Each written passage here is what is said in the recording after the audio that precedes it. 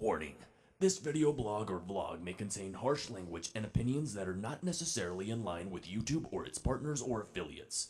YouTube does not openly endorse the content of this vlog. All opinions are expressly those of Ranting Ramsay and do not reflect on the opinions or values of YouTube, its affiliates, or its parent or partner companies.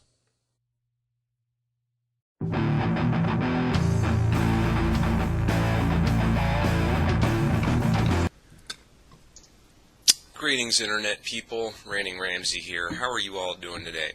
I'm not doing so bad. Sorry about the brief absence. I apparently was unaware of the fact that my antivirus, spyware protection, blah, blah, blah, had run out, my paid subscription or whatever had run out, and I got infected almost instantly. And so I had spent the last few days trying to get that all sorted out and squared away. Anything that I did on the site in the way of comments or messages was done on someone else's computer at someone else's place. So anyway, finally got all my shit sorted out. We're back in business. And today what I wanted to talk to you about were just like 3 or 4 little trivial things that I found amusing in one way or another, and these are things that I specifically searched strange news and stuff like that, because I wanted to bring you something a little more lighthearted, because I know, like I said before in my previous video, I've been getting a little bit political, a little bit religious, a little bit heavy lately, and so I wanted to kind of bring it back to the lightheartedness that I had when I first created this channel, because I realized, looking back at some of my older videos, that I've lost some of the zeal, some of the vigor with which I used to make these videos, and it kind of disappointed me when I realized that I'd fallen away from just the energy that I used to put into making these videos for you people. So, getting right into it, the first thing that I want to talk about is something I find just really funny. Now, I didn't link anything in the description because when I first was looking through this stuff, I wasn't sure I was going to say anything about this.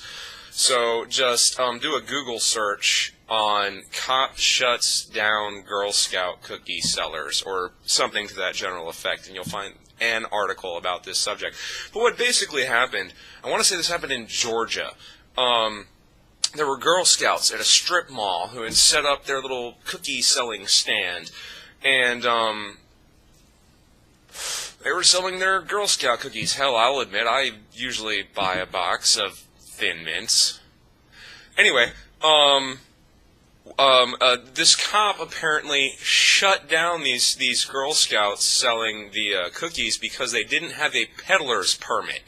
So the cop literally made them pack up their shit and GTFO. And apparently one of the articles I read mentioned that the younger Girl Scouts in this thing were afraid that they were going to go to jail because obviously, you know, they didn't have a concept of the actual laws and what was going on and whatnot. And the whole thing I find absolutely fucking hysterical because, yes, you know, on the logistics side of thing, you need a peddler's permit to be on the street selling something, anything. That's a given. I've been in bands that we decided to secure peddler's permits so that we could sell our CDs and give away free CDs and stuff like that on street corners in cities before shows, so that we could generate interest in the actual shows and whatnot, get more people in the door. And if we didn't have the peddler's license in hand, we were told we had to leave. So I can understand that aspect of it, but on the exact other side of the exact same coin, you stupid fucking cops. Seriously, it's fucking Girl Scouts selling cookies. They're trying to enrich themselves. They're trying to be a part of an organization that's going to build them with self-confidence and self-reliance and social skills and all of this shit. There's nothing really bad about the fucking Girl Scouts that anyone can really say. And this cop is going to shut them down from selling fucking cookies so they don't have a fucking peddler's permit? I mean, I understand the law is the law, but there's a certain point where we make concessions for things like this, one would think. But no, this cop shut them the fuck down. Now, apparently, in his defense, he later apologized. He's like, yeah, my bad. But still, the situation itself is absolutely fucking absurd. And that's what this video is all about today. We're talking about shit that's just absolutely fucking absurd, without mentioning Christianity. Zing! Anyway, alright, the next thing I have for you, and I actually have a link to this one on the in the description, down there, over my crotch, like I do. There was apparently a flight from, I believe it was from London to Israel,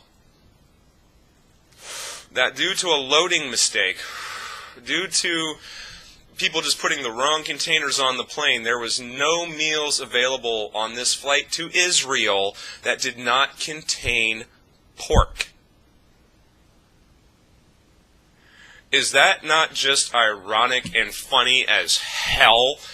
Because, I mean, if you're going from London to Israel, there's a very good chance that the majority, a large, vast majority of the patrons of that airline on that flight going to Israel are of the Jewish faith, and more than likely people of the Jewish faith who adhere to the rules and regulations of the kosher way that animals have to be slaughtered and whatnot, and pork in the fundamentalist Jewish faith is considered an unclean animal or something like that, and so you're not supposed to eat it. We're not touching on that aspect of it, but the basic point of it is that if you're on a flight to Israel, and it's a pretty good guess that at least 55 to 60 to 70% of the people on that flight are going to be people of the Jewish faith, and somebody somewhere either fucked up intentionally or fucked up accidentally and put nothing but food that was pork on this flight. And that's just like fucking facepalm from hell, really, because you want to be sensitive to other cultures in this modern world because it prevents conflict. So whether you find the beliefs to be silly or not, it is a good idea to be sensitive to other people's cultures to avoid fights, to reiterate exactly what I just said like 10 seconds ago. So the airline in this particular instance has apologized. Of course, they're like, whoa, yeah, that was stupid, our bad. Then the article goes on to say things about cultural sensitivity that are actually extremely relevant, because we all should really attempt to be sensitive to other people's cultures when it comes to things like that. So, moving on to the next thing that I found really, really entertaining, is that there's an article linked in the description, I think. Actually, no, I failed to link it. It'll link it. It'll be there. Trust me. It'll be there. So, this article states that there's a majority of Americans that were surveyed in this particular poll that believe that mobile etiquette is getting much, much worse. And that's really kind of funny to me because I personally can't fucking stand it when I'm trying to have a conversation with somebody and, texting or whatever's going on.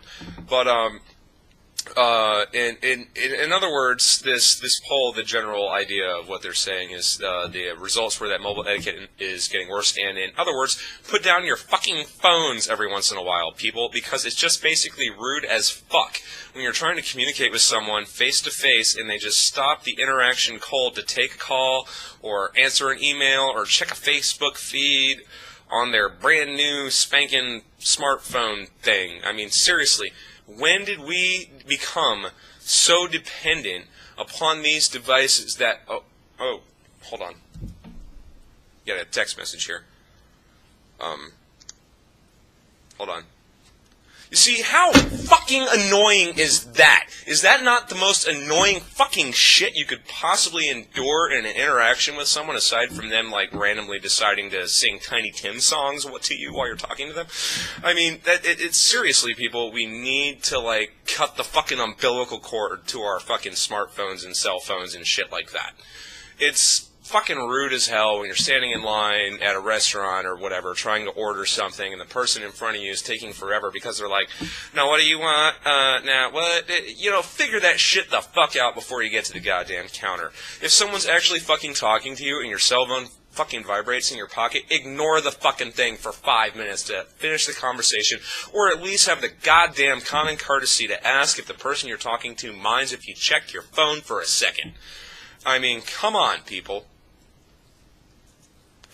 Since when did these fucking things right here become more important to us than the person we're talking to face to fucking face? That's the question I have for people, and that's why I find that particular article so fucking absurd, and it's linked in the description. And the one of the last things I wanted to talk to you tonight is really, really funny to me for a lot of reasons, and people who know me in person will find why I find this particular article so ironic and facepalm worthy. They'll understand. And if not, sorry, I'm not going to say anything about it. You'll understand later. At a later date and a later point in time, I will explain exactly what the hell the crazy bullshit I just alluded to means. Trust me. Anyway, there is a pizza parlor in Toronto that was selling weed. And unfortunately, the way they got caught doing this was the cops caught on when they saw multiple people entering and leaving the establishment without ever purchasing, sitting down, or leaving with food. I mean, here's the really funny part in my mind is that in a survey of 1,000 Americans, remember this happened in Toronto, Canada. Then there was a survey by an American News Corp, or either it was MSNBC or something like that. I don't know who did the fucking survey. It says in the article that's linked in the description. Anyway, 1,000 Americans who were asked, 58% of them said they wouldn't have had a problem with the shop's activities. In the same survey, nearly 60% of those questions supported regulating and taxing the drug, which is marijuana, what we're talking about here, outright. I guess that's kind of food for thought. But basically, to revisit what I just said, this pizza shop was selling weed, and in the article they say they had actually other types of drugs. There was Oxycontins and a couple other things that they were selling as well. But the only reason that they got nailed was because people weren't buying food. They were coming in, doing their transaction. It turns out that apparently this pizza parlor resided like in the armpit of the Toronto University and another technical school. So there were a lot of college kids coming here. So whoever did this was fucking genius. They knew there were going to be shit tons of college kids coming in for pizza and might as well sell them some fucking weed while you're at it. But unfortunately, he forgot to make them buy some fucking pizza. So I'm not going to sit here and advocate illegal activities in the great country of the United States of America, but what I am going to say is this guy should definitely have instituted some regulation that you have to buy a fucking pizza or some breadsticks or a goddamn salad if you want to create any other sort of interaction, business transaction. So, yeah, that's pretty much the short and skinny of what I have to say to you today. I hope you found these articles as absurd as I did, and there's a couple of the sites there that you should actually explore for other weird and funny and ironic news articles. But there you go, there you have it. Sorry about the lull in videos lately. Like I said, I had computer problems to deal with, and work is just kicking my ass. Plus, the band that I have chosen to involve myself with is we're making a real serious push to get some shit done here, so that's taking up quite a lot of my time. The video I asked you guys about in a survey said, hey, do you want to hear the music from my band that's going on? It was an overwhelming yes in response to that, and I appreciate that, and I thank you all for that type of feedback. When I told the band members what I was planning on doing, they said, no, that's not quite good enough. So what we're actually doing is we're in the process of putting together some sort of video for the song that I'm going to bring to you that has like more production value than the kind of shit that I do here. I just turn on the camera and I bitch at you people and see what you think, and you seem to enjoy it. So, but we didn't want something like that going on with this video, so we're actually trying to put something together that's actually planned and scripted. And actually, I guess you could call it a music video. It'll be an independently produced, very low, extremely low-budget music video, but it'll be something more representative of who we are and what we're about than just, you know, nothing or just the band's name on the screen while the song is presented. And if you really can't wait for that, send me a private message. I will send you to websites where you can hear the music. If you really want to hear it on a couple of websites, send me a private message, and I will tell you all about it. Make sure you put something about you, like your band or something in the subject, so I know. So I get a lot of fucking private messages, and some of them get skipped over just because time. Time is a fucking factor, people. So be concise, be quick, and let me know exactly what it is that you're wanting to know. So there you go. There you have it. I'm Ranting Ramsay. That is all. Hey, did you get all that, man? Douche.